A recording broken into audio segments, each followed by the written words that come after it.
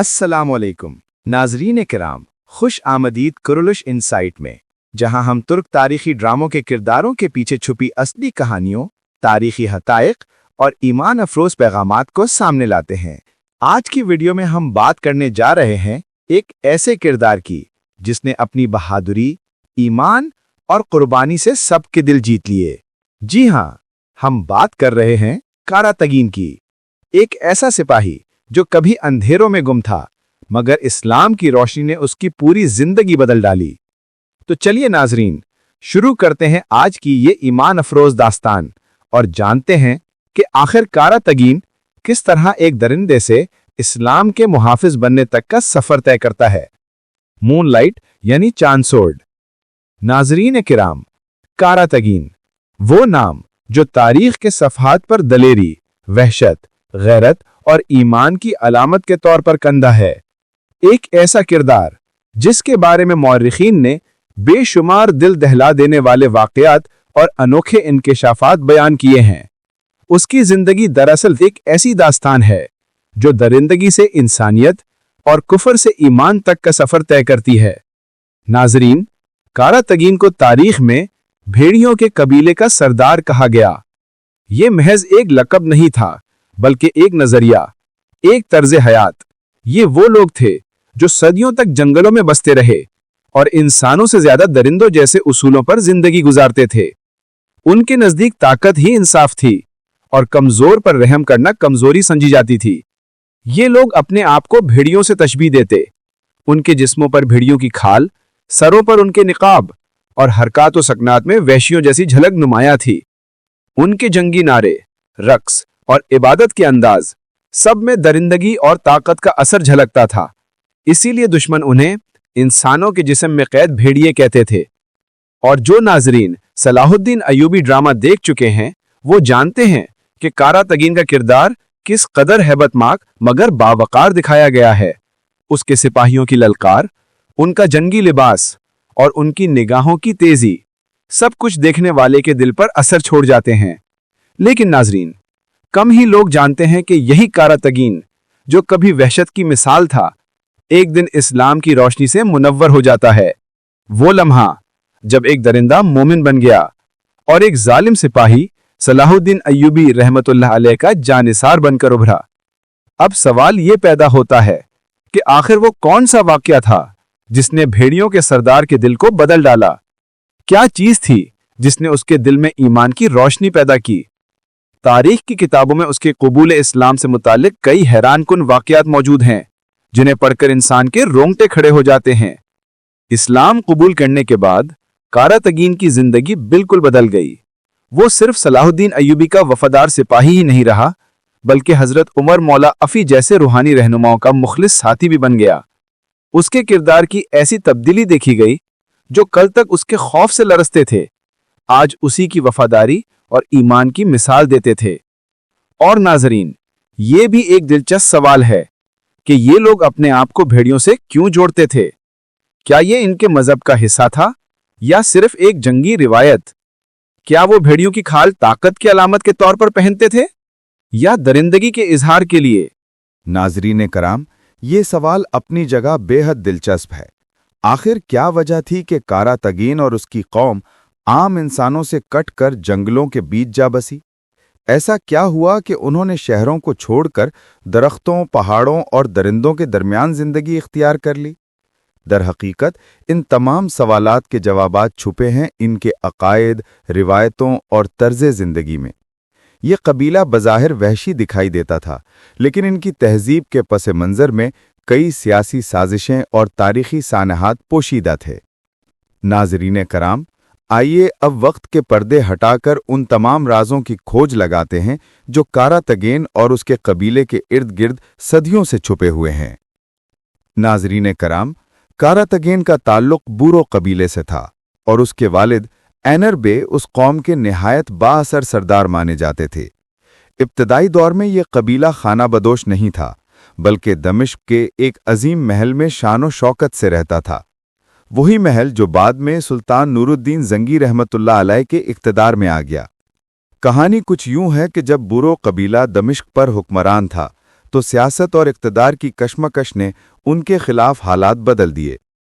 سلطان نور الدین زنگی نے ایک جنگ کے نتیجے میں ان سے دمشق کا قلعہ واپس لے لیا۔ اینر بے اپنے اہل قبیلہ کے ساتھ شہر چھوڑنے پر مجبور ہوا، اور یوں وہ پہاڑوں اور جنگلوں کی طرف ہجرت کر گئے۔ وقت کے ساتھ وہی قبیلہ جو کبھی محلوں میں رہتا تھا، اب خانہ بدوشوں اور جنگل کے باشندوں میں تبدیل ہو گیا۔ کارا تگین اور اس کے ساتھیوں نے پہاڑوں میں ڈیرے ڈال لیے، جہاں انہوں نے نہ صرف اپنی بقا کی جنگ لڑی بلکہ اپنی طاقت، نظم اور عزم کو کئی گنا بڑھا لیا۔ جنگل میں رہتے ہوئے ان کا سامنا اکثر بھیڑیوں سے ہوتا۔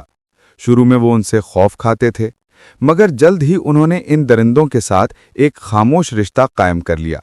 کچھ بھیڑیے ان کے دوست بن گئے اور وقت کے ساتھ یہی دوست ان کے محافظ ثابت ہوئے۔ جب کوئی وحشی جانور ان پر حملہ کرتا تو یہی تربیت یافتہ بھیڑیے ان کے دفاع کے لیے آگے بڑھتے۔ یوں کارا تگین اور اس کا قبیلہ جنگل کے بیچوں بیچ اپنی الگ دنیا میں طاقت، بقا اور اتحاد کی نئی مثال قائم کر گیا۔ ناظرین کرام، کارا تگین اور اس کے قبیلے کی اصل پہچان طاقت، خوف اور لوٹ مار تھی۔ ان کا طرز زندگی تلوار کے سائے میں گزرتا، اور ان کا پیشہ تھا قافلوں پر حملہ کرنا، مال چھیننا اور اپنی بقا کے لیے خون بہانا۔ ان کے نزدیک بہادری کی تعریف یہ تھی کہ کوئی کمزور قافلہ نظر آئے تو اچانک جھپٹ پڑو اور ہر چیز پر قبضہ کر لو۔ یہ قبیلہ اپنی درندگی اور جنگی مہارت کے لیے مشہور تھا۔ ان کی دنیا کا اصول صرف ایک تھا: طاقتور ہی سچا ہے، کمزور صرف شکار۔ یہ لوگ زیادہ تر صلیبی سرحدوں کے قریب کے علاقوں میں رہتے۔ ان کے ٹھکانے ایک طرف صلیبی زمینوں کے قریب اور دوسری طرف مسلم سلطنت کی حدود میں تھے۔ یوں وہ دونوں جانب کے قافلوں پر نظر رکھتے اور جب موقع ملتا اچانک حملہ کر کے مال غنیمت لوٹ لیتے۔ اکثر اوقات وہ تجارتی کاروانوں کے ساتھ ساتھ پورے دیہات کو بھی اجار دیتے اور قیدیوں کو غلام بنا کر بیچ ڈالتے۔ وقت گزرتا گیا اور ان کے پاس سونا، چاندی، گھوڑے، ہتھیار اور خزانے جمع ہوتے گئے۔ دولت بڑھتی رہی مگر انسانیت کی رمق تک نہ رہی۔ ان کے دل پتھر جیسے اور فطرت درندوں جیسی ہو چکی تھی۔ انسان ان کے لیے دشمن اور جنگ ان کے لیے عبادت بن گئی تھی۔ ناظرین کرام، اگرچہ ان کے قبیلے کے چند لوگ اسلام کے قریب آ چکے تھے، مگر چونکہ کارا تگین اور اس کے خاص ہاتھی دور دراز پہاڑوں اور گھنے جنگلات میں رہتے تھے، اس لیے اسلام کی روشنی ان تک نہیں پہنچ پائی۔ تبلیغ کرنے والے قافلے ان علاقوں تک نہیں جا سکتے تھے، اور یوں وہ اپنی پرانی جاہلیت پر قائم رہے۔ کارا تگین کا مذہب بھی وہی تھا جو قدیم ترک اقوام میں رائج تھا، یعنی وہی عقیدہ جو ہم نے داستان ڈرامہ میں دیکھا، جہاں الپاغو خان اور باتو خان جیسے کردار گوک تنگری یعنی آسمانی خدا کی پرستش کرتے دکھائے گئے۔ یہ مذہب بظاہر آسمانی طاقت اور بہادری کی بات کرتا تھا، لیکن در حقیقت شرک، وہم اور بت پرستی سے بھرا نظام تھا۔ یہ لوگ مٹی اور لکڑی کے بت بناتے، ان کے سامنے قربانیاں دیتے اور مرنے والوں کی قبروں پر ان کے چہروں کے مجسمے نصب کرتے تھے۔ ان کا عقیدہ تھا کہ مرنے کے بعد روح جسم کے قریب رہتی ہے، اسی لیے وہ قبروں پر چراغ جلاتے اور کھانے پینے کی نظر رکھتے۔ یہی ان کے قبیلے کی پہچان بن چکی تھی۔ نبی کریم صلی اللہ علیہ وآلہ وسلم اور اسلام کی تعلیمات سے وہ بالکل ناآشنا تھے، اور کبھی کسی نے انہیں حق کی دعوت نہیں دی تھی۔ ان کے دل گمراہی اور اندھیرے میں ڈوبے ہوئے تھے۔ ناظرین کرام، یہی وہ لمحہ تھا جہاں تقدیر نے کارا تگین کی زندگی کا رخ ہمیشہ کے لیے بدل دیا۔ ایک ایسا موڑ جہاں درندگی ایمان کے نور کے سامنے ماندھ پڑ گئی۔ کارا تگین کی بہادری اور جنگی مہارت کا چرچا پہلے ہی اطراف میں پھیل چکا تھا۔ اسی دوران قسمت نے اس کی ملاقات سلطان صلاح الدین ایوبی رحمت اللہ علیہ سے کروا دی۔ وہ ایک عام سپاہی کے بھیس میں آیا، مگر ایوبی کی فراست نے فوراً پہچان لیا، یہ کوئی عام شخص نہیں، یہ ایک غیر معمولی مجاہد ہے۔ وقت گزرتا گیا، کارا تگین کئی جنگوں میں مسلمانوں کے لشکر کے ساتھ شریک ہوا۔ اس نے اپنی آنکھوں سے دیکھا کہ اسلامی سپاہی تلوار کے زور پر نہیں بلکہ ایمان، عدل اور اخلاق کے بل پر لڑتے ہیں۔ یہ منظر اس کے لیے نیا بھی تھا، حیران کن بھی۔ اسی دوران حضرت عمر مولا افی، ایک روحانی رہنما، نرم گفتار اور باعمل بزرگ، کارا تغن کے قریب آئے۔ انہوں نے محبت، حکمت اور برداشت سے اس کے دل کے دروازے پر دستک دی۔ ابتدا میں کارا تغن نے ہنستے ہوئے کہا، میں تمہارے خدا کو کیوں مانوں؟ میرا تو آسمانی بھیڑیا ہے جو کبھی میرا ساتھ نہیں چھوڑتا۔ لیکن ناظرین، وقت کے ساتھ وہ منظر بدلنے لگا۔ کارا تغن نے مسلمانوں کی زندگی کو قریب سے دیکھا، ان کی عبادتوں کی خشوع، ان کے دلوں کا سکون اور آپس میں ایک دوسرے کے لیے قربانی کا جذبہ۔ یہ وہ چیزیں تھیں جنہوں نے اس کے اندر کے اندھیرے میں روشنی کی ایک کرن پیدا کی۔ ناظرین کرام، آخر وہ مبارک لمحہ آ ہی گیا جب کارا تغن نے حضرت عمر مولا افی کے ہاتھ پر کلمہ طیبہ پڑھا، لا الہ الا اللہ محمد الرسول اللہ۔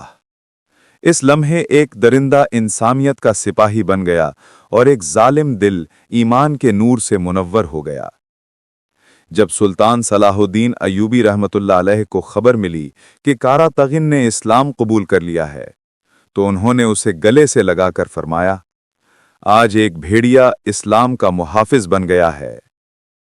کارا تغن کو اسلامی لشکر میں کمانڈر کا عہدہ دیا گیا۔ اس نے کئی معرکوں میں اپنی جان ہتھیلی پر رکھ کر جنگیں لڑیں۔ اس کی وفاداری، ایمانداری اور شجاعت سلطان ایوبی کے لشکر کی پہچان بن گئی۔